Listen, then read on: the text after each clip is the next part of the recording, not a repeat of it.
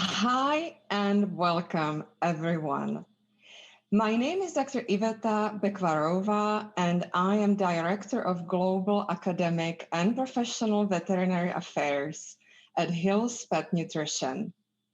It is a great honor to open and sponsor this important and relevant webinar on veterinary wellness, strategies for success.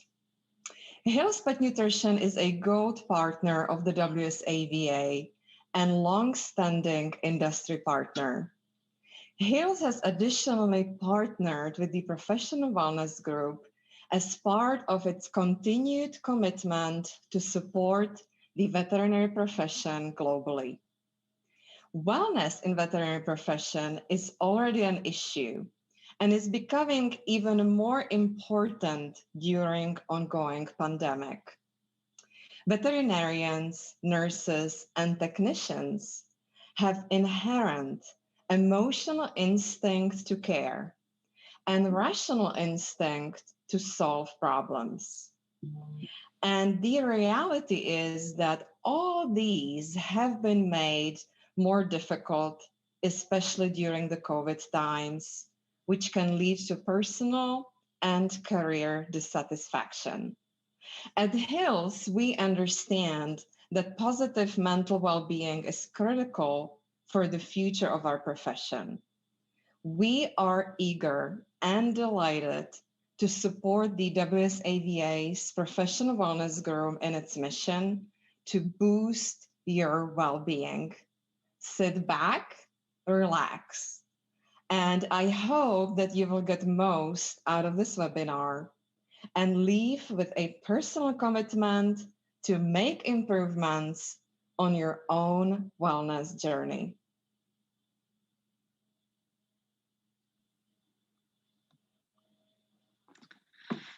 Good afternoon, everyone, and welcome to this WSAVA webinar, Veterinary Wellness, Strategy for Success. And it's great that so many of you are here and joined us live, and it shows also that you're very interested in this important subject. My name is Nienke Endenburg. I'm a clinical psychologist, and I've worked extensively in the veterinary world, primarily with veterinary students at the Utrecht Vet School at the Utrecht University in the Netherlands. I'm also chair of WSAVA's Professional Wellness Group, and together with my team of volunteer colleagues from all around the world, we are working to advance the health and well-being of the veterinary professionals. And as you probably know, the situation is critical. The Professional Wellness Group conducted a global study of more than 4,000 veterinarians and vet nurses and vet techs in 2019. Which we presented at the WSAVA World Conference in Toronto. And the findings confirmed that veterinary well-being is an issue in all parts of the world. It appears that to be a particular problem in Asia, Africa, Europe, and North America. And the findings also show that younger and female members of the profession are particularly at risk, and that veterinary techs and nurses experience a significantly higher volume of wellness issues. And of course, you all experienced it yourself. COVID-19 has increased the stress also for the veterinary teams. However, today we are focusing on the positive side, on the positive change for ourselves and for our colleagues. The power to make the change is within all of us, but we must take responsibility, recognize what we need, and commit to doing something about it. We all feel the pressure in different ways, and we also have different coping mechanisms. So there's not one size fits all. However, the solutions don't have to be huge or complicated, but they can make a real difference to how we feel, both in the short and the longer term. And the message today is be inspired by our speakers. Find an approach that works for you and then use it. Our speakers today are from different parts of the world and have different experiences to share. We are particularly very grateful that our colleagues from Australia are joining us at midnight. All our speakers will be speaking for about 15 minutes, and after that, most of them will be joining for a live question and answer. Please add your question to the chat box, and we will answer as many of them as possible. So please, if you have questions, put them in the chat box. And by the way, we are recording this webinar, and it will be available on this link straight afterwards. And in case you would like to watch it again or share it with your colleagues. Okay, I will introduce our first speakers, of whom I'm very, very happy that they're here. They're Michael Payton and Dr. Holly Young. Michael is a policy and research manager at the RSPCA in Western Australia. He's also a member of the Professional Wellness Group, and he has been an Australian Veterinary Association mentor since 2005. And Holly is 2 years qualified and was mentored by Michael. We will have a 5 minutes Q&A after their discussion, as they're unable to join us for the main Q&A at the end. And I hope you can understand, because at their part of the world, it's time to sleep. Okay, the floor is yours, Michael and Holly. Thank you, Nienke. I'll just start the presentation now.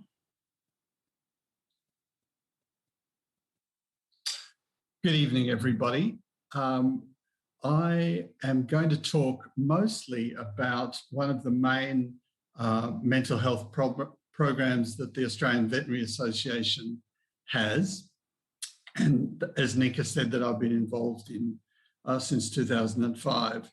And after I talk, we're going to get the views of Holly, who I mentored last year. And so that's something that we've never done before, and you know, I think have a good opportunity to see how the program works well for both mentors and mentees. The purpose of the program is to provide a safety net for young vets who are uniquely, I think, at risk from mental health problems. Certainly, the program demonstrates the support and the collegial attitudes that the rest of the profession has to these first-year graduates, and the support that it offers to them. And I think also it helps mentors as well understand the pressures that these new graduates feel during their first year in the profession. And it certainly reinforces the graduate ties and the importance that the AVA sees in that relationship with our new graduates.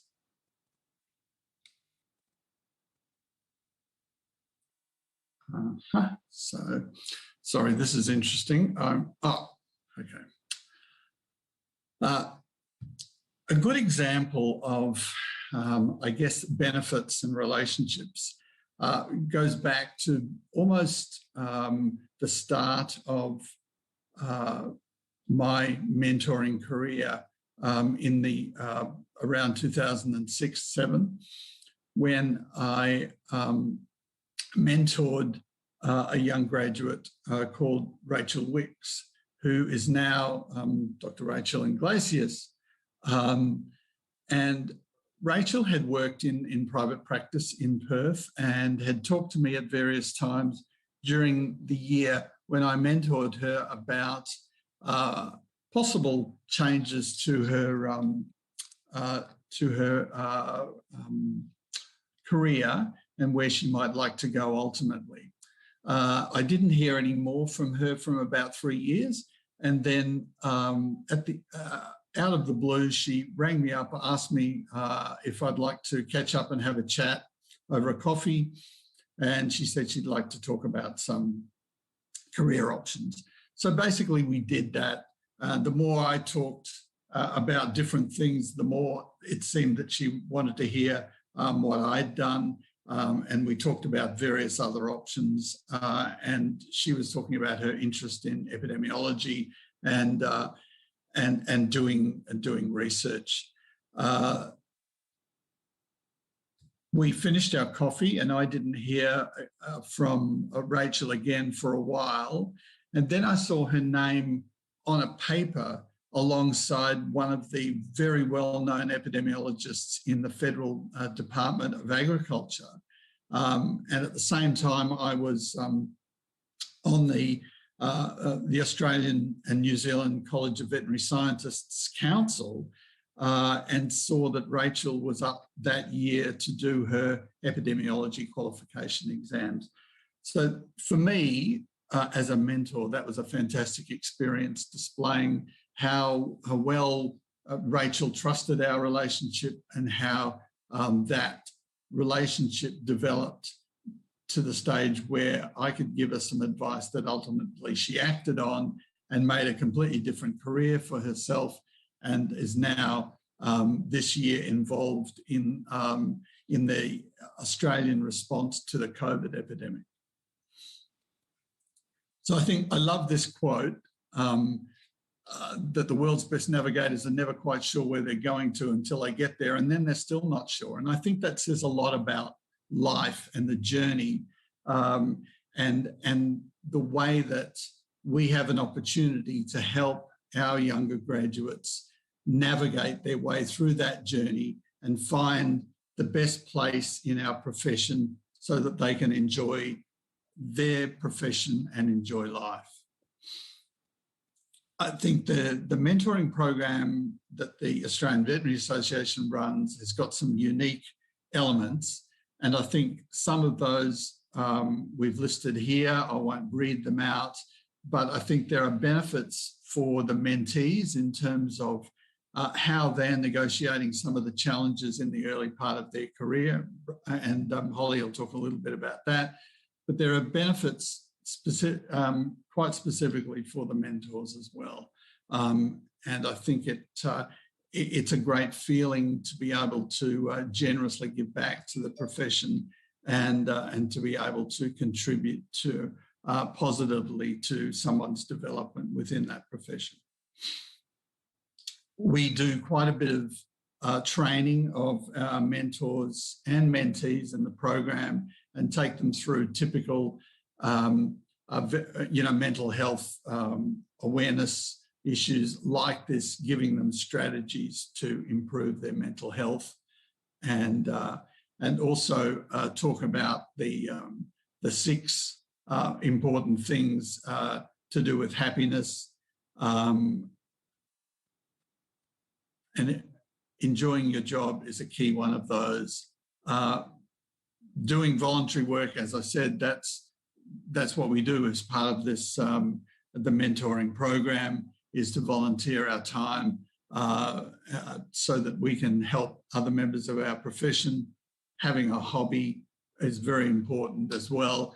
And also, what I was saying before about that, the interaction that I had with Rachel, is this trust and gratitude that happens when you're able to interact with somebody and not only see how they can build on your ideas, but actually see them get the satisfaction of being able to see them put those sort of things into place. One of the other unique things that the Australian Veterinary Association has been able to do is to put together a veterinary orchestra, which, when we had conferences before COVID and could get together, members of the profession practiced assiduously and joined together and performed every year at the Australian Veterinary Association conference. So I think, just in finishing up for me, I think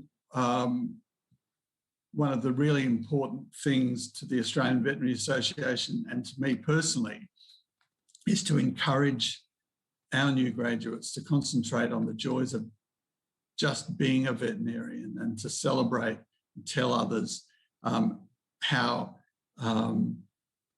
important you think you're contributing to society by being that great thing that you've aspired to be, put all that work into, and then get the opportunity to use and learn from mistakes without beating yourself up, and enjoy the profession as you develop through it. I'm now going to hand over to Holly, and she's going to tell you a bit about the mentoring program and her experiences last year from her point of view.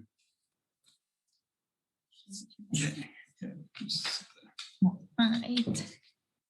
Hi, everyone. So I just wanted to discuss a little bit about what I felt from this program.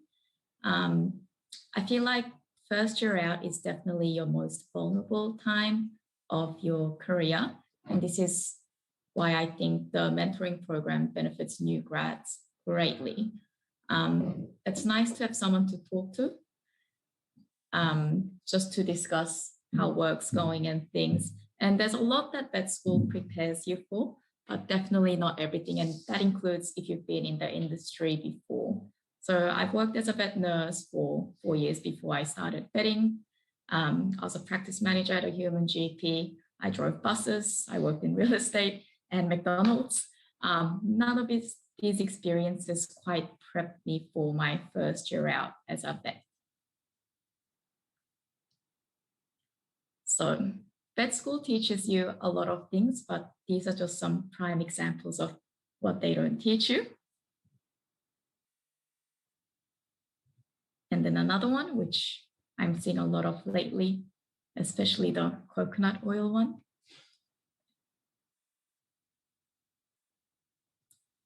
Now, I guess what I found most challenging for myself that I definitely didn't learn enough of in vet school was managing clients, working with their financials. I guess, in school, you don't really learn that almost all of your clients have financial constraints, and all the gold standards you learned in uni are no use if no one's able to pay for them.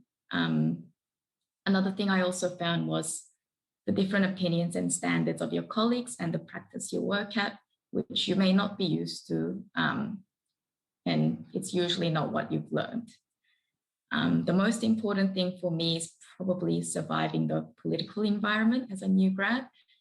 You don't want to step on anyone's toes as the new person. And this doesn't just include the vets that you work with, this goes out to the nurses, the head nurse, vet techs, and your manager.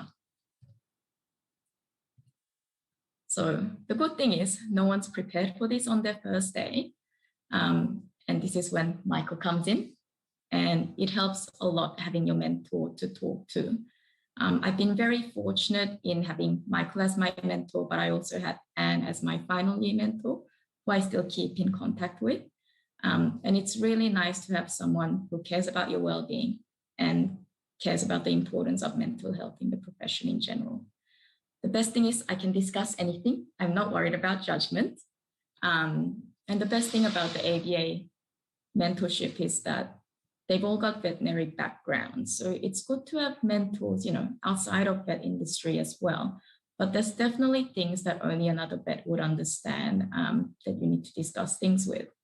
And as much as we learn about self-care and the importance of it, I often forget. And it's always nice to have a gentle reminder from Michael to do things that I enjoy outside of work. I also found that he's a great person to assess where you're going with your career plans, constructive feedback as well. Sometimes you can be harsh on yourself. So I find that always helps. And I definitely encourage it to all new grads, even if you don't think you really need help, or if you're the sort of person who's reluctant to reach out. We all need some help at some point in our careers, and there's really nothing to lose. And that's it for me.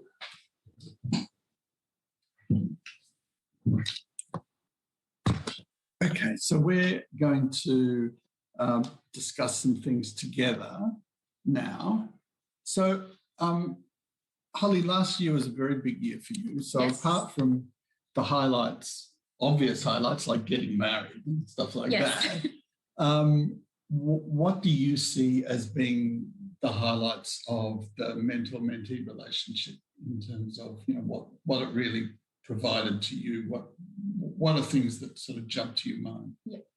So the biggest thing is probably me moving to Perth. I don't actually know anyone here other than my partner and Michael. So it was very important for me to get a mentor just so that I've got someone else other than my partner who also knows the veterinary industry. So that was a great help. And probably the most important thing was searching for work. Because, you know, you hear a lot about new grads and horror stories with their first jobs, how important it is in how it shapes you as a vet. Some people don't end up staying in clinical practice even after their first year. So that was really good in that I could tap into Michael's network and find out the good practices, what I should be looking out for, and prep me for the jobs. Yeah. Excellent. And I guess my turn. I'm going to ask you the exact same question. What did you find? Well, I think in the time that I've been a mentor, I just think it gives me a lot of sense of deep satisfaction to be able to watch people's growth, and to see how they cope with the sort of challenges that the profession throws at them. And there's quite a few, as we all know. So, you know, I think that is deeply satisfying for me more than anything. But I've had a lot of different experiences. I've had a lot of people express trust in me. I've had a lot of people, I've mentored somebody who's as far away as Caribou in Maine, which is, you know, if you put a line through the centre of the earth, it's just about as far away from Perth as you can possibly get. And that was a great relationship that was maintained by, you know, email and Skype and those sorts of things. And that person had some significant mental health challenges and was able to ask some of the really, really difficult questions, even though we were so far away. So I think that's the sort of thing that it brings to me. Yeah. So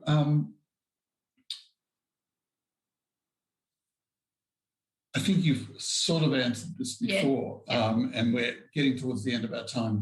But basically, so are you happy with the type of support that it offered to you, that the program offered to you, and would you be happy to recommend it to other people? Definitely.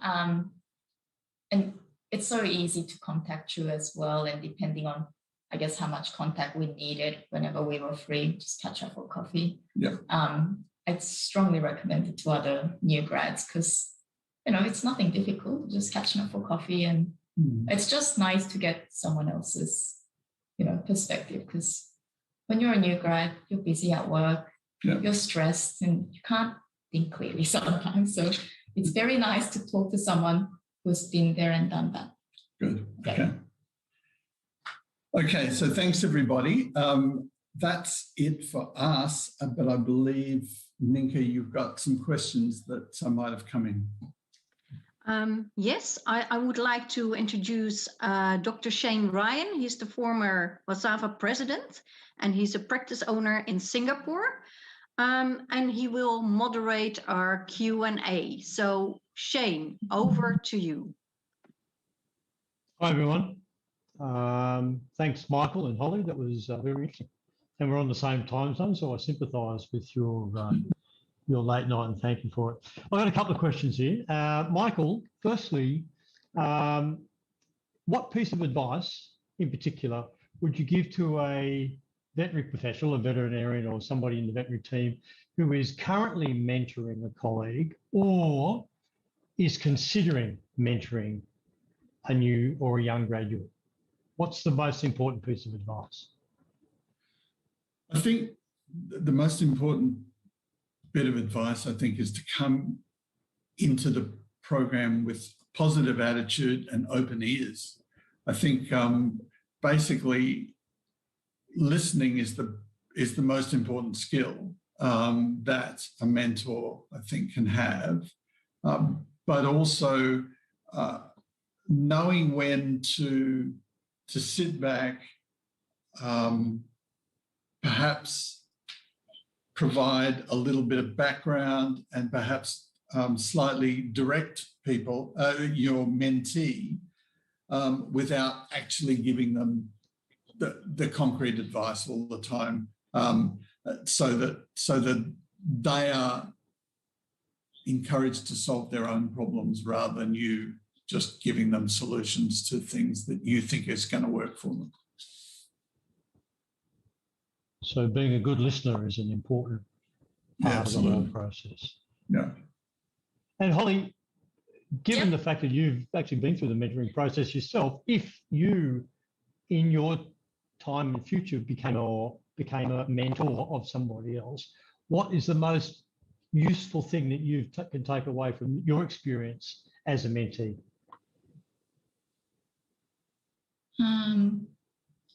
I think have an open mind. It's probably really important. And just make sure you're listening with an open mind, because it's often ideas you might not have thought of yourself before. And it's nice to get a different perspective. So I think it quite often listening works. with an open mind is a good point. Sorry, Mike. Shane, if I can just add, I think the relationship often works quite well if you aren't actually working in the same parts of the profession. I haven't worked in practice for, over 30 years. And so although I can tell Holly who to talk to about particular things, I'm not giving her concrete recommendations about clinical practice and stuff. So it's really an encouragement role rather than a directing role. Okay, and I've got one last question. It's for Holly, who came in from Brazil, from Luciana, which is not really wellness, but it's here nevertheless. It says in Brazil, they also have clients who have financial difficulties, and what tips do you have on how to deal with this? And so I guess we're looking at this from the wellness perspective. How do you cope with it yourself, and how do you help the client cope with this? I guess it's probably a part that I'm still struggling with. It's not really an easy thing. I guess I'm starting to come to terms with working within the financial constraints and knowing that this is the absolute best I can do for that animal, given the circumstances, and there's not a lot more that I can change. That way, I'm not going home feeling guilty. I'm not worrying about that case overnight, thinking that I didn't do as much as that I could. I also try to reassure the clients when I know they're trying their best with what financials they've got, so that they don't feel guilty. I always try to make sure they're not feeling guilty when they leave the practice, and they know that they're doing the best they can. Excellent. Great answer. Okay, listen, thanks very much, guys. You go off and have a good night's sleep, and I'll pass us back to Nienke, and she can take us on from here. Thanks, Michael. Thanks, Holly. Okay. Thank you. Thanks, Nienke. Thanks, Jane. Okay, have a good night. Okay, thank you. Bye. I now would like to introduce Dr. Liz Barton.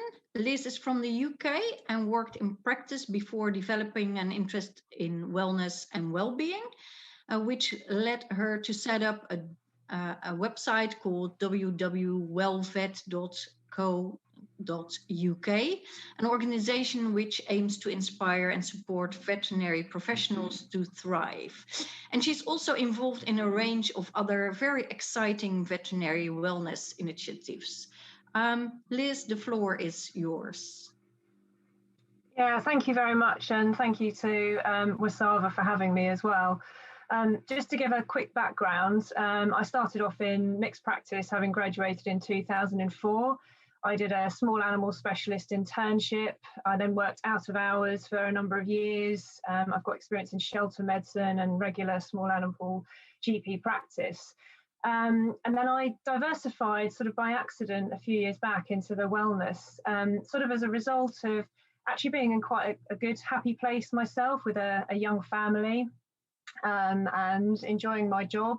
But I was working every Friday evening, and somebody else was always crying. And I just thought, well, this really isn't right. You know, I'd experienced all the stresses and things as well, and seeing other people go through difficult times.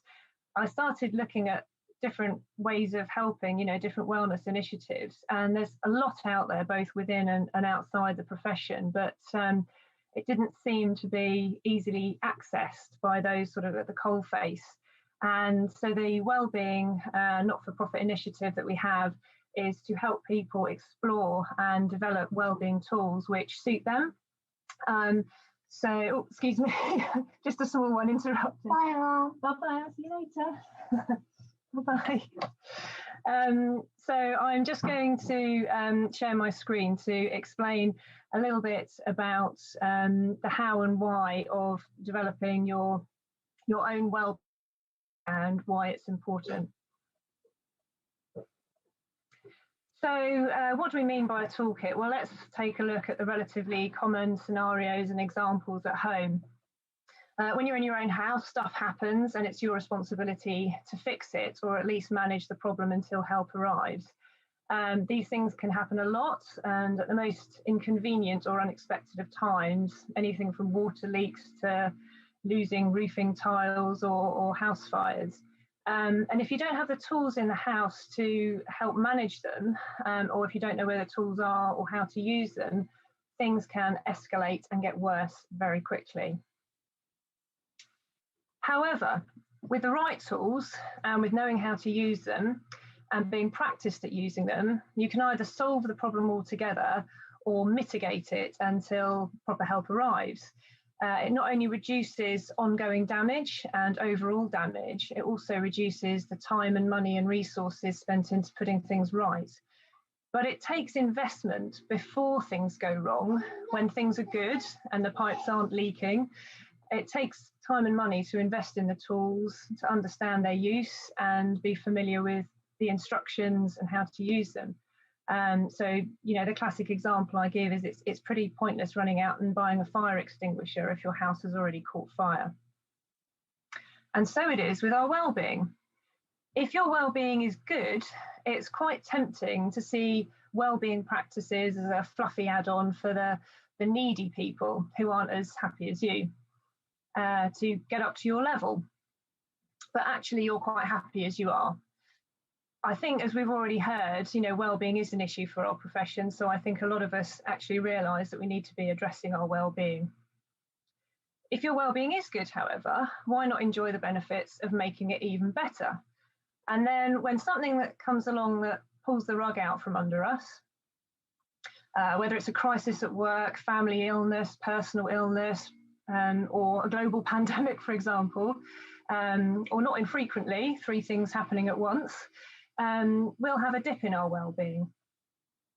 But if we're actually starting from a better place, we're less likely to fall as far. And also, having the tools in place to help manage our own well-being means we're likely to recover quicker, and we're also in a better place to help those around us. Starting from a place where we've got those personal mechanisms for recovery, it's easier to come back up. The journey is shorter and there's less overall cost both to ourselves and also to those around us, even to wider support services in society and our workplaces, etc. So it's well worth everybody paying attention to. So what are the tools and how do you create your toolkit? Now, there are lots of ways of dividing this. I really liked Michael's 6 ways to happiness earlier. Any divisions are largely artificial and there's quite often a lot of overlap, but the way we approach it at WellVet is to provide individuals with the opportunity to explore the well-being of mind, body and soul. So starting with the mind tools can involve everything from breath work, meditation, mindfulness and mindset management to gratitude and kindness practices. And these are all things actually founded in pretty robust scientific research. and are practical tools which can help us support, manage and mitigate a dip in our mental well-being. I also, under this banner, would include personal development things such as time management, stress management, effective recovery from work, managing our imposter syndrome, perfectionism, etc. I'm a real ruminator, so learning how to filter feedback and not ruminate on things has been a real game changer for me. Moving on to talking about looking after your body, fundamentally it also involves putting the right fuel in, but by that I don't just mean eating healthy food, I mean having healthy habits around eating as well. So actually taking the time to taste and savour food during a proper lunch break, rather than sort of shoving things down between, when you grab 5 minutes between consultations. Drinking water and moderating caffeine and alcohol to ensure that we're properly hydrated. Getting enough sleep and having good sleep practices. In the winter, it can be as simple as supplementing vitamin D. That can be a real game changer for us. Exercise might look like pumping iron for some people, or even just a walk in the fresh air. Running, yoga, cycling, swimming, whatever works for you. I've also included here self-checking our bodies. We actually have a hashtag Vet Your Breasts campaign running in the UK at the moment, because we're constantly doing clinical examinations on animals, but we forget to check ourselves. We forget to make sure that actually we're healthy, there are no lumps and bumps, and getting medical help when we need it is part of self-care and looking after your whole person. Moving on to the soul. Now this one is a real biggie at the moment because, of course, we're all facing restrictions of some degree, having had a global pandemic this year. In the UK, we're still under our third lockdown, which is why my kids are home and being homeschooled. We're relational beings, and at the moment, our ability to hang out is seriously curtailed. So we're having to settle for phone calls and virtual meetings. Relationships include those at home and at work, with family and friends being absolutely key. And it may involve, communication skills, relationship counselling to get those things back on track.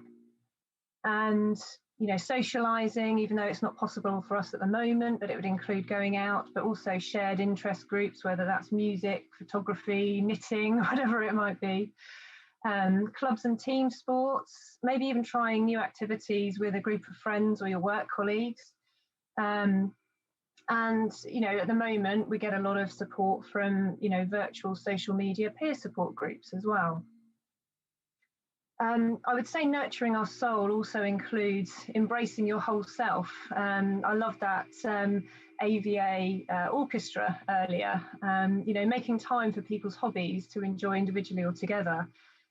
So if you enjoy cooking and baking and crafting, make time for those. Don't sort of hide that person, that bit of yourself, because it's not working and, you have other things to do. It's really important to make time to foster and indulge our hobbies. And in fact, it's been shown that gaining mastery in hobbies and things outside of work is one way of actually boosting psychological recovery from work. So there's real value in it. I've included relaxation here, and I think relaxation for us as busy professionals, we should really work hard to enjoy guilt-free relaxation by making it intentional and setting aside time for it. So if you've had a really busy shift and you're thinking, I'm going to go for a long run after work, but you get home and you're absolutely shattered, sitting down and sort of binge watching Netflix while you eat a whole bag of potato chips and drink a bottle of wine isn't necessarily the healthiest option because you feel guilty about it. So if you're in that position, then say, well, instead of going for a long run, I'm going to go for a brisk 10-minute walk, and then I'm going to come back and I'm going to watch 2 episodes of my favourite streaming service. I'm going to have half a bag of potato chips, and I'm going to have 1 glass of wine, and I'm going to really enjoy it because I deserve it. And making that guilt-free and giving yourself permission and enjoying it is actually really good for the soul. You can go for a run another day. Dance around the kitchen, play music, listen to a podcast, read a good book. It's about finding a variety of tools and knowing what's going to work for you. So what about me? Well, I used to be fine with just getting outdoors to exercise, fairly vigorous exercise. I didn't think there was any point in doing anything if you didn't work up a real sweat. I used to enjoy socialising and travelling and reading when I had the time. But since starting WellVet, I've learned so many tools, despite myself, things I didn't think that I needed. And I've put into place a whole heap of wellbeing practices, which have really, really helped me, particularly because during COVID, homeschooling in the winter, most days I haven't been able to hike, run, and certainly travel is out at the moment. So with reading books pretty much. But my toolkit has expanded and I'm much better able to manage my own wellbeing from day to day and even help my family to do so. So, for example, with my little one that just came in and her older sister, we do a lot of breath work when we're doing homeschool. So much so, the effects are so miraculous that actually when I'm getting a bit hot under the collar, my girls will actually say to me, oh, should we breathe for a few minutes, Mummy, just to calm down? And it just makes things a lot easier for us. I now also have a word for the year rather than New Year's resolutions. I used to be a real sufferer of presenteeism, which basically means when you're doing something, you're always thinking about the next thing and you're not really there and giving your best. So I had a word for the year last year, which was to be present. And I was determined to be in that moment and enjoy that moment, whether it was playing with my kids rather than thinking about what to get them for dinner, or being at work rather than thinking I should be at home and everything I had to do when I got home. And I'm just enjoying each thing a lot more. It reduces the guilt and enables me to appreciate it. I've worked a lot on managing my mindset, which, going back to that self-awareness piece again that Michael touched on, you know, being aware of your mental status, acknowledging it, owning your emotions and taking back control so things don't run away. You know, setting the mind to be proactive and positive. Personality profiling, I've had that done, and I learned a lot about myself and about others, how we operate and communicate. And I have a much clearer understanding of myself, how and why I respond to things in certain ways, and how to get along better with others as a result. Yoga, I thought it was a bit naff and a bit weak, and it turns out it's fantastic, and it really helps to support my other activities. Also, when I'm injured, it's the one thing I can do to really move my body. And it's been a real game changer in lockdown. Obviously, there's a lot of crossover with sort of self-care and mindful practices with yoga. I've got a better understanding of how to have a good sleep routine and what that looks like, and how to make sure I can prioritize it. And in fact, this week I added a new one. We had a WellVet talk on Saturday evening about the benefits of gratitude practice to actually rewire the brain to focus on positive things. Rather than the sort of evolutionary hang up of looking at the negative so we survive, but to actually rewire our brains to focus and think and give more priority to the positives in life. And it's a real simple, practical tool that can have huge long-term beneficial effects. So I'm still a work in progress. I need to set boundaries better. I need to set aside proper time for myself to exercise and learn to say no more. But that's something that we always have to come back to and keep developing our own toolkits. Very briefly, what about you? So self-awareness, identify your pain points, start looking at tools that help you address those pain points. Start with baby steps. Breath work takes almost no time at all to get into. Don't set yourself up to fail by setting too many strict targets at once, just stepwise building these tools in. Explore what works for you, practice it until it becomes part of your life and you form a new habit. Reassess it regularly, because these things don't always work for us. We need to sort of go back and make changes if we need to. And then talk about it openly, talk about wellbeing practices, make them normal for you and for those around you. And finally, just to say, we have a whole series of free wellbeing talks every Thursday evening at 8 p.m. in the UK time. So feel free to join us either on Zoom or on the WellVet Facebook page. All the links are on the website there. That's just photos from one of our events. So thank you so much for listening.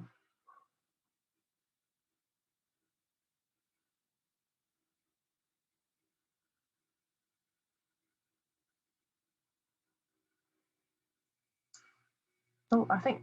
Yes. Okay. I'm sorry. What's a wrong button? Thank you, Liz. Some really useful food for thought there. Thank you for your great presentation. You will stay for our Q&A. So we'll. I saw some questions coming in, so we'll discuss them later. Our third speaker is Dr. Sarah Boston. Dr. Boston is a veterinary surgical oncologist in private practice near Toronto in Canada. She's past president of the Veterinary Society for Surgical Oncology and an author and cancer survivor. She's also one of the founders of the Cage Liner, a satirical newspaper for the veterinary industry. And her new hobby is, amazingly enough, but I really like it, a stand-up comedy.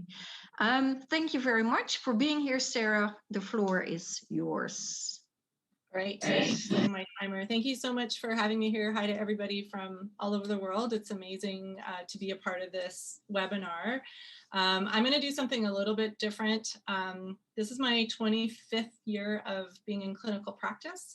And I feel a bit like an imposter being on this webinar, to be honest, because I was looking at the things that Liz was saying. I don't think I'm good at the mind-body stuff, but maybe I'm doing okay at the soul. So I'm going to talk about something that I have found for myself that has really helped me cope with my stress and help me as a coping mechanism. And that's writing and also doing comedy. But I really want to bring this back to our profession and help our profession through comedy and laughter. So I also love storytelling, so I'm going to tell you guys a story about when I first was in practice. I think it illustrates sort of some of the struggles that we have as veterinarians in clinical practice and some of the things that maybe I've learned along the way, because this was almost 25 years ago. So it was Christmas 1998, and I was living in Edmonton, Alberta. There were 3 vets at the small animal practice where I worked. The boss and owner was named Sue, but I called her Shmoo when I was not speaking directly to her. And there was another associate there, but her name's not important. So my husband decided to go back to Ontario to be with his family for Christmas, right around the same time that Shmoo decided I would be working over the holidays. And I was mostly okay with this, as I'm not a very Christmassy person. Our practice was closed for the holidays, but there were animals boarding with us. So I just had to check on them once a day and be available if there was any issues with those pets.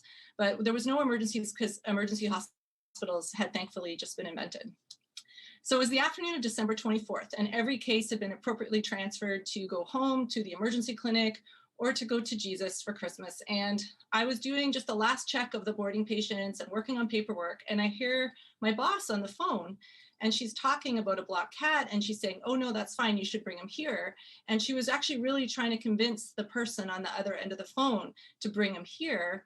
This was bad, very bad. So she got off the phone and told me her sister was bringing her cat to the hospital from Calgary. The cat had been blocked the day before, and he was in a veterinary hospital in Calgary with a urinary catheter in place. But now Fuzzy the cat was en route to Edmonton. Now, you would think that if you invited your sister's cat to spend the holidays recuperating at your veterinary hospital as a favor to your sister, that you would be the one taking care of him. So did I, but I thought wrong. So I tucked Fuzzy in for the night with his urinary catheter and his intravenous fluids. I am completely alone for Christmas because all of my friends who live in Edmonton they're actually from Saskatchewan or Ontario. So I'm by myself. So Christmas morning, I went in to see him. He was doing great. He had had a urinary catheter in place for 48 hours. So I decided to pull it.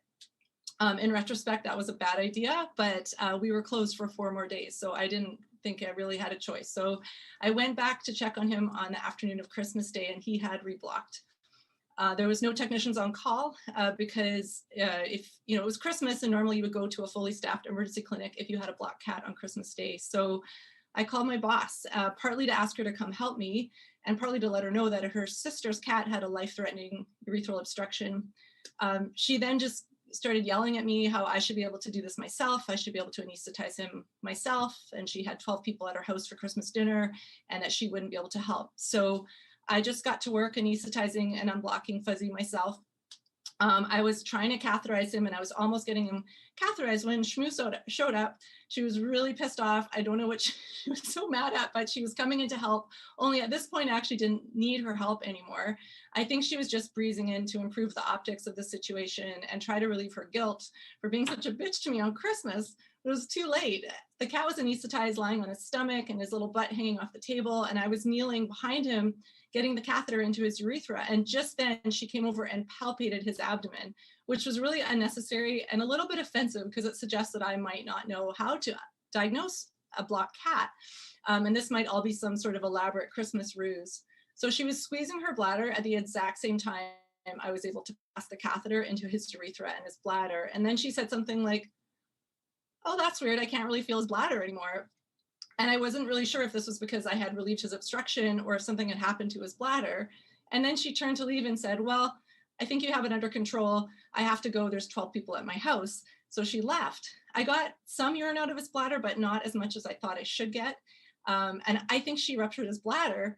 And I think she knew this because she was the one holding onto his bladder when she popped it. So if I could redo this Christmas, I think I probably would have resigned on the spot and or just taken x-rays of the cat right then and there. But I didn't because I was a relatively new vet. I was doubting what had just happened because I thought surely she would have stuck around if she thought she had ruptured her sister's cat's bladder. I mean, surely. And most importantly, I didn't have anyone to help me anyway. So I wasn't sure how x-rays were going to help if he did have a ruptured bladder. So Fuzzy did not recover well from his anesthetic. He actually never fully woke up. This is likely because he was uremic. And so I did what veterinarians have done before in small towns and before we really had emergency clinics. I took the cat home with me for Christmas and I set up a little ICU in my bathroom. I kept his urinary catheter in place to drain his bladder slash abdomen, and I kept him on fluids. And it was kind of like a Weekend at Bernie's Christmas edition, only instead of Bernie, it was Fuzzy the cat. Fuzzy and I had a really rough night. I barely slept because I was sick with worry, and Fuzzy slept too much because he was suffering from life-threatening azotemia. The next morning, the hospital was still closed, but I just started calling technicians to see if someone would help me. And I found someone who's a wonderful technician who came in. We did a contrast study and confirmed his bladder was ruptured.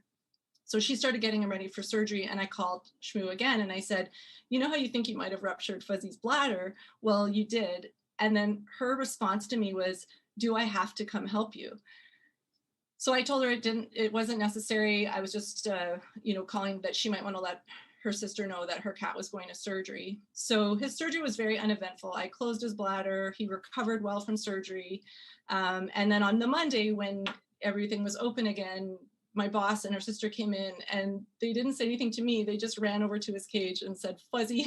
So the only thanks I got is that Fuzzy wasn't dead, which actually I'm still really grateful for. So that's just a story about me kind of starting in practice. And I think a lot of veterinarians have experienced at least something similar about that. I don't even think it matters what species you're working with, just that feeling of being on your own and having an animal who's so sick and not having enough support to take care of that patient.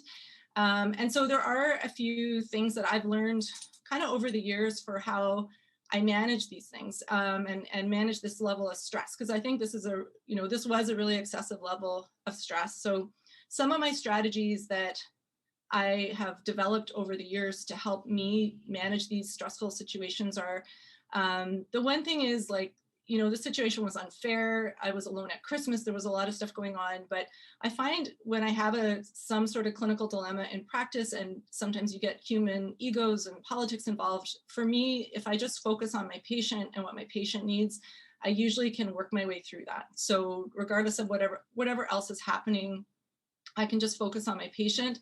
So I think that's a really important strategy. The other thing is that we all have some level of on-call duty or weekend duty that we have to do. And I hate being on call, and I hate that feeling of sort of always being tied to the clinic. It's something I really struggle with, and I think it's hard for us as veterinarians.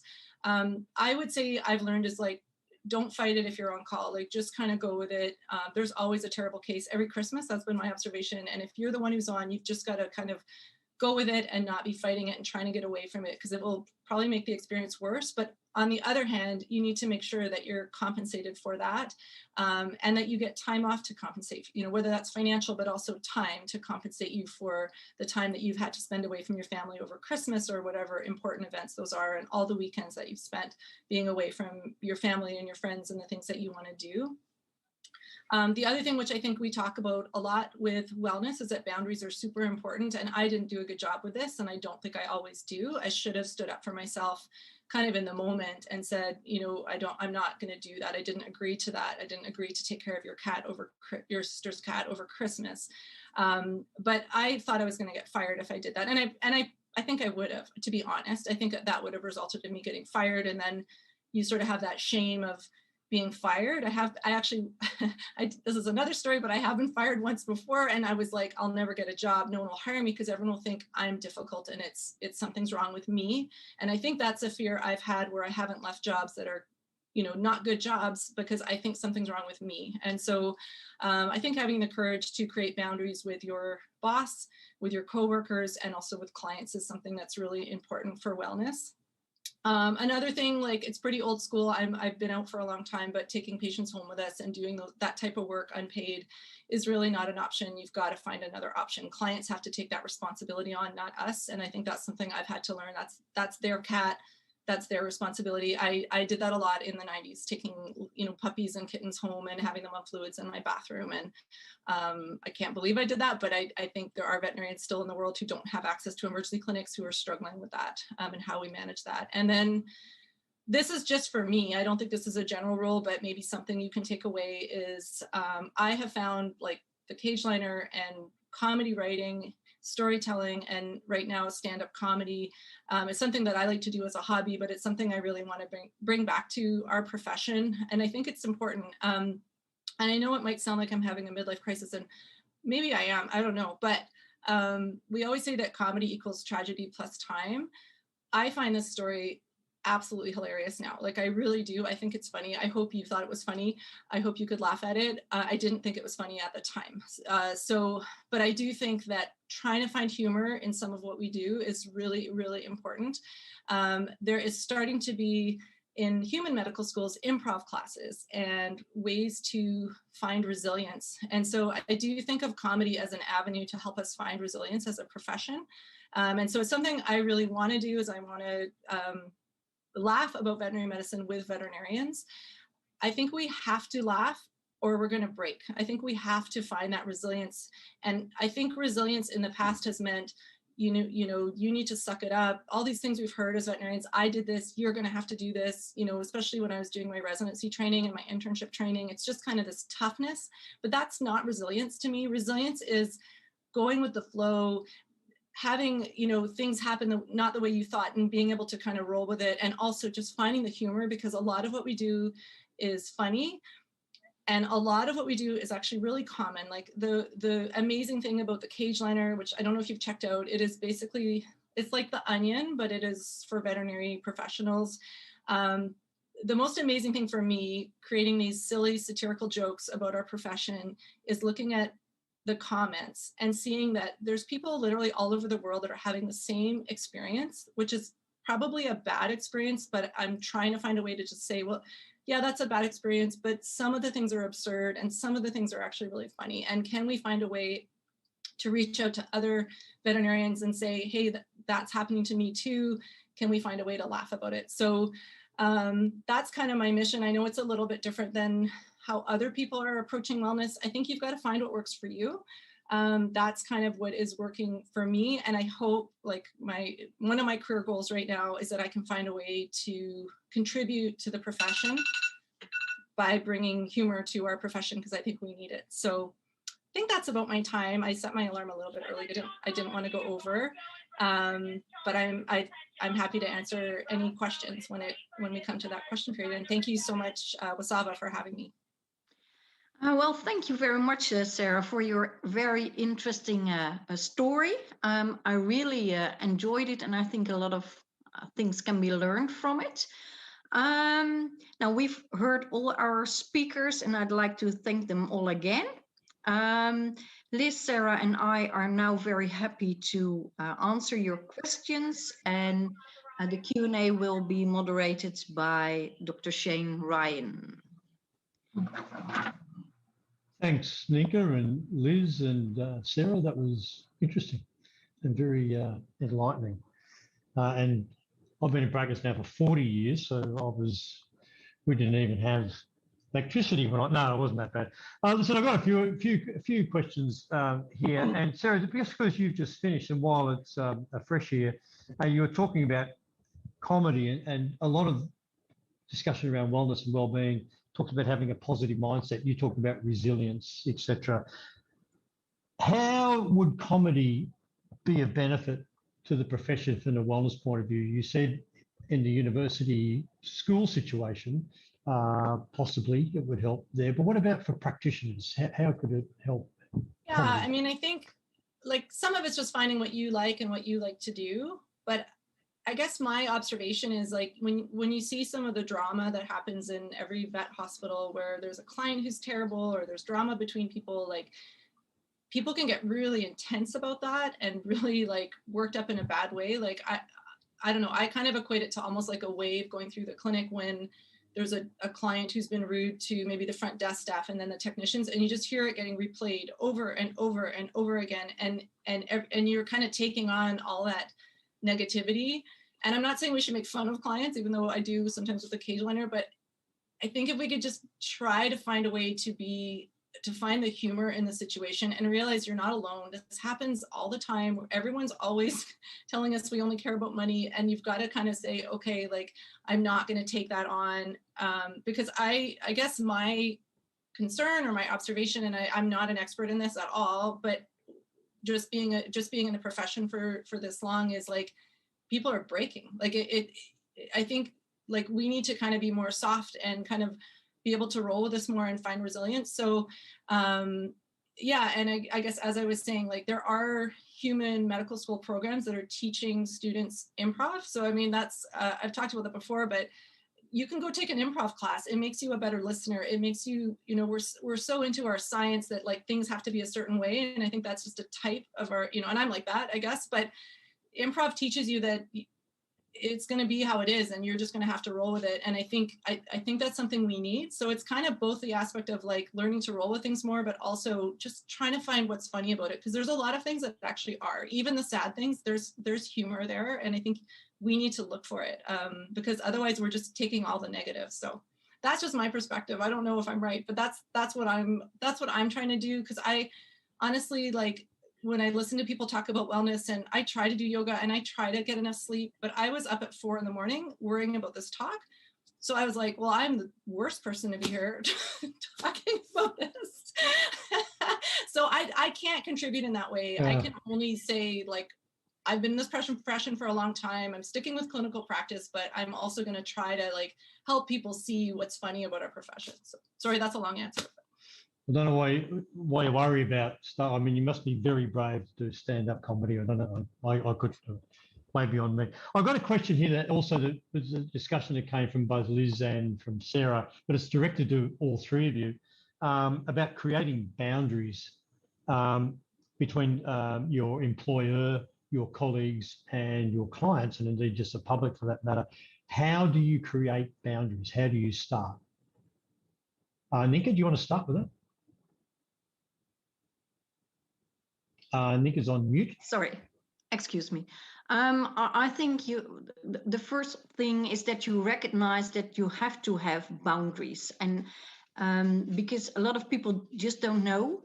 If I look at students, they also find it very difficult to set boundaries in general in their own life. So I think you first should start with, where are my boundaries? How far can I go? And if I feel it, if I experience it, how can I say, stop, I go until here? Liz, can you continue? Yeah, I think in terms of boundaries between clients and professionals, and actually also between people working within the same clinic. When I started in practice, we had a policy that we never shared our personal numbers with any of our clients. And there were friends of mine working in equine practice who all their horse clients had their personal phone number. And it just used to amaze me. We'd go for nights out and they'd say, oh, I've got another one from a client. And that for me is not a boundary. And that's about a culture thing. With our practice, it was very clear that work and, home life were very separate, even though we lived in a, rural small area. So when we went out, we'd see clients, but we still had those boundaries that actually we didn't sort of, friend them on Facebook or share our personal numbers. I think it's harder with social media, but I just think you have to be quite strict about it. And I think that's something that is a practice culture. Similarly, I think it's a practice culture about sort of internal communication groups. So whether that's kind of, WhatsApp group or other forms of sort of informal communication within practices. If people start pinging messages at sort of 8, 9, 10 o'clock at night, just say, oh, hey, just wondered about this case, but everybody in the practice is reading that. It's just really hard to switch off. I'd really recommend there's a recovery from work talk that's free to access on the WellVet Facebook page. And it talks about, setting that boundary that, again, after 7 o'clock, no messages on the kind of, company WhatsApp group. You just message the sort of 1 or 2 people who are on call and that's it. So there are some things that you can do, I think, to kind of make those boundaries clear and make them easier to enforce. So you're not always on, so to speak. Sarah, do you? Yeah, I mean, I think everything Liz said really resonates with me. I think for, as far as like your in practice boundaries, I think email is another really big problem. And I've just started at the practice I'm at, and a lot of the emerge vets will email me all weekend. And I try really hard not to check my work email on the weekend. So I've had to sort of train them, like, you can phone me, it's fine. You can phone or text me, but don't email me, because there's expectation. And then I feel like they're waiting for me to email them back. So I think that the email can create a lot of issues. With the clients, I think it is important to set the boundaries of your relationship with them. Similarly, like not have that access, but also how they treat you.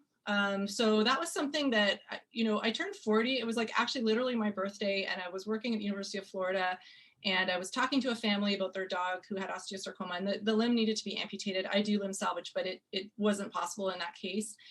And I just remember this. I walked back into the room, they wanted to talk to me, and there was a cell phone on speakerphone. And the dad of the family, who I'd never met, was just screaming at me, through the phone. You're not going to take my dog's leg off, which I wasn't going to do that day. Like, we had just done a CT, we were studying the dog. I wasn't like I was going to rush the dog and take its leg off, but he was just being really abusive. And I hung up on him. Like, I picked up the phone and I said, no, like, we're not doing this. And I don't know if it was because it was my birthday or what, but I just hung up and I handed it to his wife. I said, no, I'm not going to be spoken to like that. I said, I call it being sad mad. I just do cancer. So people are very emotional, but it doesn't give them a license to be abusive to anyone in the practice. And I just said, that's not how I'm going to be spoken to. And actually he turned into a good client. Like, not my friend, but he was like on social media, like thanking me and, and trying to send me messages that, he just got a bit out of control, but which people do, but we don't have to put up with it. So I think that's another boundary. I also have a boundary now. Like, I used to feel like I had to do surgery on everyone's animal, but I don't. If they don't trust me, if they're being rude to the staff, if we don't have a good relationship, I do really big surgeries that things can go wrong, like to the point an animal could die or get a major infection or need a revision. And if they don't have trust in me, I don't want to do the surgery. And I've turned people away now, and it shocks them. They're like, but I want you to do it. And I'm like, I don't want to do it. So I think it took me a long time to realize that I could do that, like that I had that control, that I don't have to enter into that veterinary client-patient relationship if I don't want to. It's not up to them all. It's like they can decide if they want me to do surgery, but I can have control of that too. So. Okay, so taking control of not just your personal situation, but also your professional one with clients. And that sort of leads on to another bit that was another question that was written here for Liz. And it says, from Josh, how do you deal with competitiveness between veterinarians? And I guess not only colleagues, but perhaps the veterinarians from other practices as well. How do you encourage gratitude and mental well-being when there seem to be so many pressures telling vets to be better? So, Liz. Yeah, that's an interesting one. I'll be interested to hear what Nienke and Sarah have to say about this as well. I guess you know, competitiveness is a sort of culture thing, and if you're talking about, you know, being the best vets clinically, actually kind of addressing more of the whole person, you know, not just clinical excellence, but actually celebrating those people that are, you know, kind in the practice and go the extra mile, etc. So just simple things like having a gratitude board that people can put messages of thanks to one another, just takes the emphasis away from it all being about clinical work. And oh wow, you know, I didn't realise, you know, Nurse Nancy was always doing that for people. You know, I was too busy in my, you know, consult room with my head down all day. But that's lovely to hear she does that, and it just takes that emphasis away and helps to build barriers across, you know, purely sort of clinical relationships. And showing the value in things that are not necessarily just being, you know, inverted commas, the best vet. Again, I think that's a culture thing. It comes from the top down. One thing we've had in the UK, our Royal College of Veterinary Surgeons has got a Mind Matters initiative, and as part of that, they have a #AndMe campaign where they share stories from some of the top professionals about their experiences with mental health, and kind of hearing, you know, some of the top professors of the universities actually open up about how they've had issues with depression and burnout and breakdown, and actually how being the best isn't necessarily good for you or your clinic or your organisation. Actually helps people to kind of reframe that competitiveness, I think. So that's what I'd have to say on it. Sarah, relationship between colleagues? Yeah, I mean, I think advice? My experience is a little bit as being a specialist and having cases referred. And I think that relationship, sometimes general practitioners feel like they're going to get judged, or, you know, I think we need to really work hard on improving how we treat each other as a profession. I think it's a really great question. I don't know who asked it, but it's a great question, because it does hit the nail on the head of something that I'm concerned about with our profession is we're not always nice to each other. And it almost sometimes we want to score points off each other that someone screwed up this case or they did that. And really, again, it kind of speaks back to what I was saying. You just got to focus on the animal. And if someone did screw up, like, we should be able to talk to them and say, hey, you know, next time I would do this, or this was my perspective on the case. And I think it's hard for us to do that because we feel judged, as opposed to just, you know, just talking about a case together and saying, well, this would be my approach. Everyone wants to be better, right? I don't think, you know, if you made a mistake, you probably want to know that. So I actually do call veterinary colleagues who've referred cases if there is something that I think they could learn from or do better. Like, I don't know if they like that or not, but I call them and say, hey, like, in the future, whatever it is, you know, and I'll say, I usually start by saying, can I give you some feedback on this case? And some people are receptive and some aren't, but I don't understand why we can't just have more of an open dialogue. But I think it's that competitiveness, or you feel like I'm saying you're a bad vet, or someone thinks you're a bad vet. And I think we just have to try to be more open to listening to feedback, but also not judging each other. We're hard on ourselves, but we're really hard on each other as a profession. And I think that is part of wellness. So great question. Yeah, and WSAVA has just released a collegiality document addressing a lot of those issues as well. Yes, I realise that's a concern for many places. Nienke, do you have anything to add to that? And I think, well, veterinarians, we all are also persons, and we make mistakes. And that's, I don't think that's a problem, but I think we should also learning at the vet school that making a mistake is not a problem, but it's the question, how do you going to solve it? And the ways to give in a proper way feedback, not to kill someone, but to say, hey, well, maybe next time you can do this or that. And I also see it in the vet school that students are so stressed because they're so afraid to make a mistake. And when I say, oh, don't worry, you certainly will. And that's not a problem, but how can you solve it? And how can you tell someone else in a proper way that you can improve? I think it's also a learning experience, especially at the vet school, but it doesn't stop at the moment that you graduate. Your learning experience continues, and we should allow each other to learn, and is also making mistakes. Okay, thanks, Nienke. We've still got quite a few questions here, and we'll get through them if we can. One here directed at everybody, really, but we'll start with Liz, and it's the responsibility of well-being. Whose is it? Is it the individual, the veterinarian? Is it the practice they work in? Is it the profession? Or does it even go beyond that into society and the universities outside that? Liz? Yeah, we had a brief discussion about this earlier. I liked Michael's answer, which was yes. You know, so it is all of our responsibility. You know, it's our responsibility as individuals. I'm a big advocate of personal responsibility, partly because I'll hold my hands up here. I sort of felt after I graduated and was working really hard that my practice and profession owed me a really great, happy, well-paid, you know, career because I'd worked so hard. And actually that dawning realization of, well, I've got to make that happen for me. You know, it's not going to be handed to me. And I have a responsibility to, you know, have self-awareness and manage my own well-being. Obviously, that said, if you don't have time for a lunch break in your day, you can't very well go and have a healthy, you know, time eating your lunch in a mindful way and or prepare healthy food even. So there's definitely a responsibility for employers and organisations to realise the value of breaks. There's the Halt Campaign, which was started at the NHS in England and has been transferred across to the veterinary profession, which is about, you know, employers being aware of employees being hungry, alone, late or lonely, and tired, and, you know, and thirsty. Sorry, is the last one too. So, you know, it's an employer's responsibility to make sure that their employees aren't, like, you know, literally constantly hungry, don't have time to drink or rest or anything. And that's about, you know, good organisational management, whether that's a practice or beyond.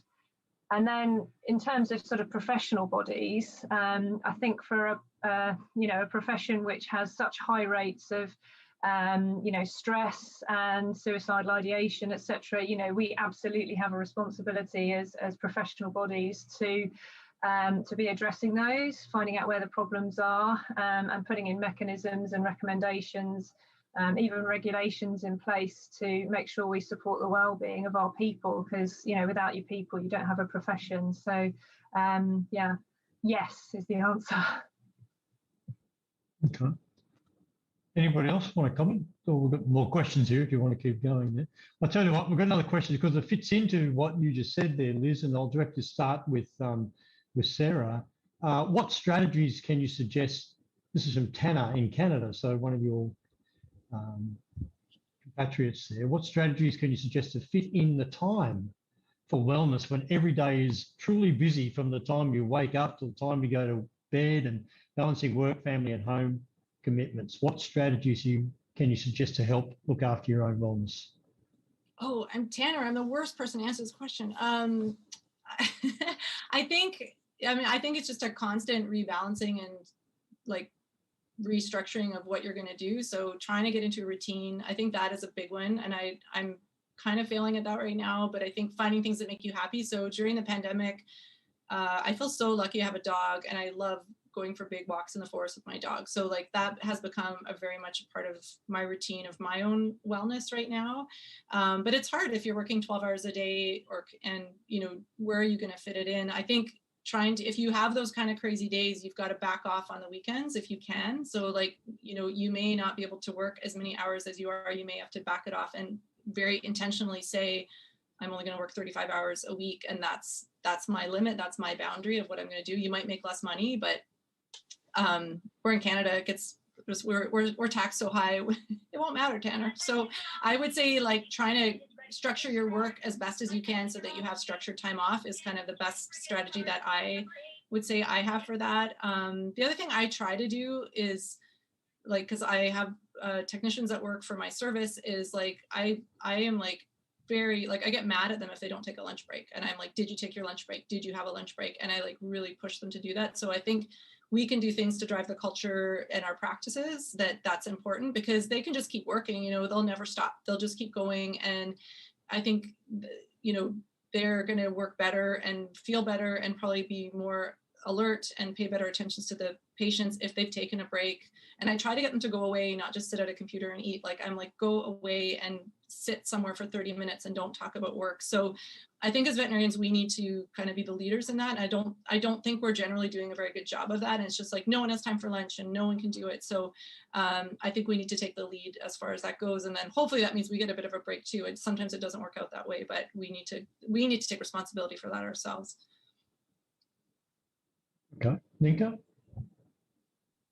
Yes, I completely agree with you, Sarah, because I think if people just continue to work many hours a day for a very long period, it's not just one day or 1 week, but for a very long period, I think they will get ill, mentally or physically ill, and that's bad for the business. So maybe if you look at it from a business side, it looks great when they're working hours and hours and hours, but in the end, it will cost a lot of money. It's also not good for the people. It's not good for animal welfare.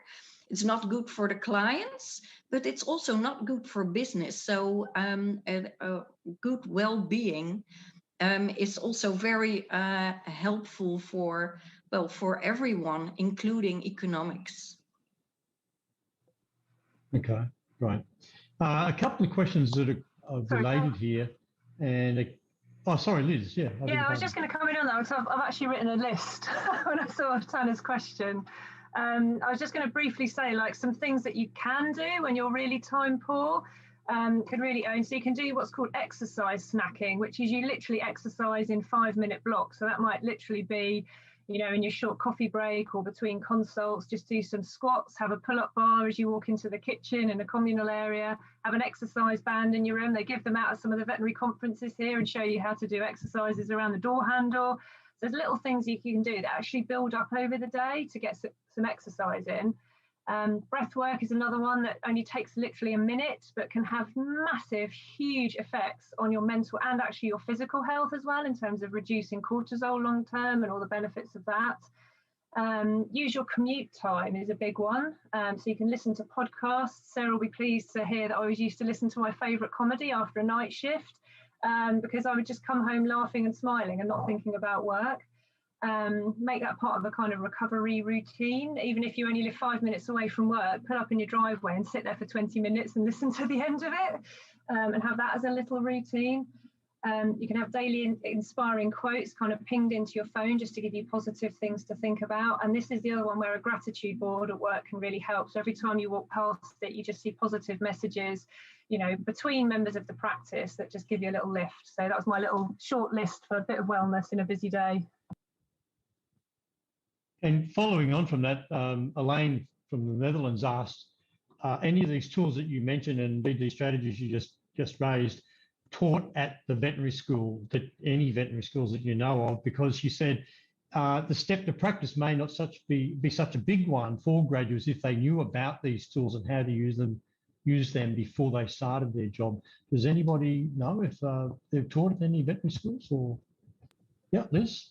Yeah, so there was a study done by the Royal Veterinary College in London. They actually got a couple of their final year students who were interested in fitness, and they ran a program with a group of students in their peers who hadn't exercised regularly, and they did a regular exercise program with them for 12 weeks and did a number of different wellness scores with them throughout that period and showed that their wellness improved. So that's now something that's continuing on as a kind of wellness group. The two key things there were regular but not too strenuous exercise, so making it accessible, making it not so that, you know, they dreaded each exercise session, but also the fact that it was a group of them together, so they had that kind of peer support and that accountability. So that's now become an ongoing group at the Royal Veterinary College. I think because all of the vet schools, certainly in the UK, function as fairly autonomous units, you know, it's very different between different vet schools, but certainly most of them in the UK now have wellness weeks at some point where they do get external speakers to come in and address these topics. So it's starting to happen. And I absolutely agree with you. I mean, I've taught my kids breath work and they're 6 and 9, because the sooner we start these things in life, you know, the more consistent they become, and then the more part of our habits, and then the more they're able to kind of help us with transitions such as from vet school to working life. So it's starting to happen, and it's starting to happen younger and younger, and really the earlier the better for these kind of life habits that can help us. And Nienke, what about in Utrecht? Are these things taught at all? No, Sorry, not Sarah, at this moment. I think it's a very good idea. And the problem is always what I'm confronted with is what they say, yeah, the curriculum is already full up with other topics and there's just no time for this. And we should do other things. And I think, well, we can start to do it as an extra thing or an elective course or something like that. That would be a good idea. But at this moment, no, not yet. And Sarah? I have a bit of I have a cynical answer. Just some of my experience with being in academia and even just recently some feedback from veterinary students is I think we need to be careful, and I'm not in academia anymore, but I was for a long time, and I have a strong interest in academia and teaching veterinary students. It can't just be, it needs to be real. Like, it can't just be like we're putting up wellness banners and we're calling this Wellness Week. I did comedy at a wellness event when we could do comedy live. And a lot of students said they couldn't make it because they had an exam the next day. And when I was at University of Florida, there was like a yoga night, but they couldn't make it. They couldn't get there. And so, or they had to choose between studying for their exams and going to a yoga night. And so it needs to be a real priority. It can't just be like, well, we made them these wellness things. And then you'll hear people say, well, they don't even want it. I'm like, no, they want it. They can't do it because they have whatever their exam schedule is, or they're so overloaded. And to me, it's just like you're talking the talk, but you're not really doing it. It has to be like a real commitment from the educators that they really want to do this. And unfortunately, like, I don't think everyone's on board with this. I think there's still a lot of that old school mentality of like, nope, they have to be tough. You have to be tough to be a vet. And I'm like, at this point, with what's happening to our profession, like, that needs to stop. You can't just tell people that. You can't tell 22-year-olds that they have to be tough, because then they feel like they're failing when they go through a difficult case, or they go through, you know, some of the things we go through as veterinarians, and they're just told, well, you have to be tough. They're not even going to talk about what's happening with them if that's what we're teaching them. So I think it's coming, but I don't think everyone's invested. Like, I don't feel like everyone in teaching institutions is truly invested that this is important. And I hope it changes, because we are in a crisis. I mean, it needs to change. Okay, great, thanks. There's two questions left, I think. There was a comment from Chrissy. Yeah, Texas A&M has wellness modules throughout the curriculum, which is good to hear. There was a question from Chris. Does anybody on the panel use a well-being app, for example, Headspace, or do you know of any that you can recommend?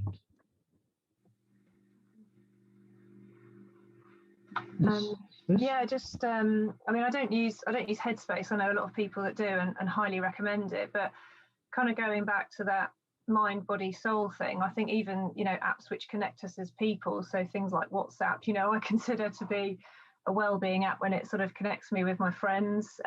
You know, I have Spotify to listen to music whenever, and that for me is a well-being thing as well. I do have the kind of breath app. That was by accident. It just came with my Apple Watch, but actually now when it tells me to breathe, I'm like, oh yeah, that's a really good thing. So I kind of ended up with that one by accident, but I do see a lot of value in it. Yeah, so it's not something I've done myself. It's just about sort of thinking about what works for you, what makes you happy, what helps you relax. And like I say, just kind of think outside the box as well. It doesn't have to be a well-being app. It can just be something that makes you laugh or smile. And probably comedy apps that Sarah could tell you about. I don't know. But yeah, that's what I say. Yes, and I myself use a mindfulness app. And it's very useful because you can set the time. You can do it for 1 minute, or you can do it for 30 minutes and everything in between, and that helps. What's the name of the app, Nienke? Mindfulness. Just mindfulness. Okay. Yeah. It's of a health insurance company. And sorry, it's in Dutch, so you have to learn Dutch first, but then it works. Okay. Sarah, you got any? You know, I'm kind of like I've downloaded Headspace and other ones, and I'm like, yeah, I'm going to meditate because I'll go to a lecture on that I should do that, and it's good for your brain and it's good for you, and I'll do it for like, I'll be honest, like I'll do it for 3 or 4 days and then I don't. So I think that's where I think I'm not great at these things. So I'll probably start doing it now for 4 days. Okay. But I think it's really what works for you, right? So I mean, I know lots of people use Headspace and it does work for them. And maybe I wouldn't, like I have insomnia sometimes. Maybe I wouldn't if I would focus on that. So. Okay. Listen, we've got one last question, but it's a big one, and I think given that we try to promote positive aspects of wellness tonight, I might ask Estefina from Portugal if I can pass her question on to Nienke, and she can maybe share it with the panel, and you maybe be able to respond to that. So Estefina, if you can send us your email address, please, and we'll get to get that responded to. Her question was, if anybody wants to take a shot at it, what is your perspective about suicide amongst the profession? He said here in Portugal, that is a reality. But we're out of time. And unless you really want to jump on that, I think I'd like to hand it back to Nienke for us to say goodbye. Listen, thanks everybody. That was a great question and answer session. And thanks so much for your time. Nienke. Okay, well, thank you everyone for your questions, and they were very good questions, so thank you very much. And I would like to thank again all the speakers and Dr. Shane Ryan for moderating this, and of course Hills Pet Nutrition for supporting the work of WSAVA's Professional Wellness Group. If you think this was it, no, for the moment this is it, but we'll be back for further support for veterinary professionals later this year with another webinar. So please stay tuned and follow WSAVA on social media to keep up to date with the latest news. Thank you very much. And for the people that have to go to bed like Shane, have a good night's sleep. And thanks again, everyone.